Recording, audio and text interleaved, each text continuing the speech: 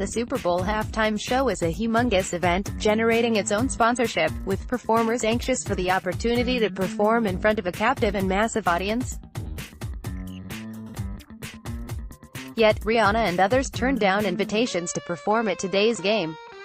The NFL and Super Bowl organizers are not used to being turned down. The game draws large audiences with a majority of U.S. households tuning in. Gladys Knight attends SiriusXM at Super Bowl 53 Radio Row on Thursday in Atlanta. Cindy Ord, Getty Images for SiriusXM. Musicians usually leverage the publicity, announcing they're about to go on tour, realizing that performing at the Super Bowl is great advertising. That's why the NFL reportedly considered charging performers to appear at halftime. News stories in 2014 suggested that the NFL, which does not pay appearance fees but does cover expenses, considered charging performers to appear at the 2015 Super Bowl. Apparently, the response from musicians was strongly negative, however, and the idea was abandoned. The real financial windfall for performers comes after the event.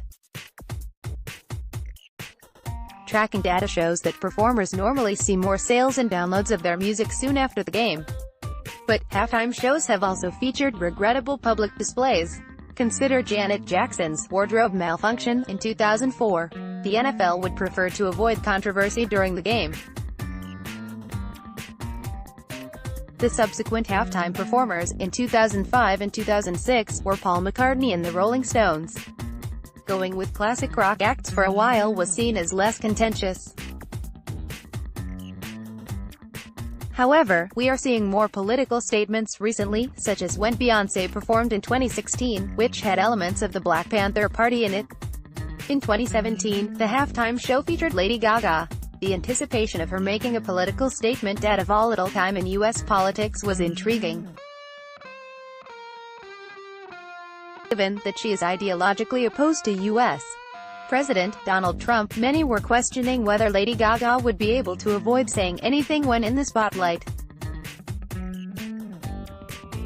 Although just 2 weeks ago Lady Gaga used her Las Vegas residency as a platform for speaking out against Trump and Vice President Mike Pence, she did not prompt controversy during her Super Bowl performance. For this year's Super Bowl, many turned down the opportunity to perform as acts of solidarity for Colin Kaepernick, the former San Francisco 49ers quarterback, who refused to stand during the playing of the U.S. national anthem in efforts to bring attention to racial injustices being observed domestically. Gladys Knight, on the other hand, agreed to sing the national anthem before Sunday's game.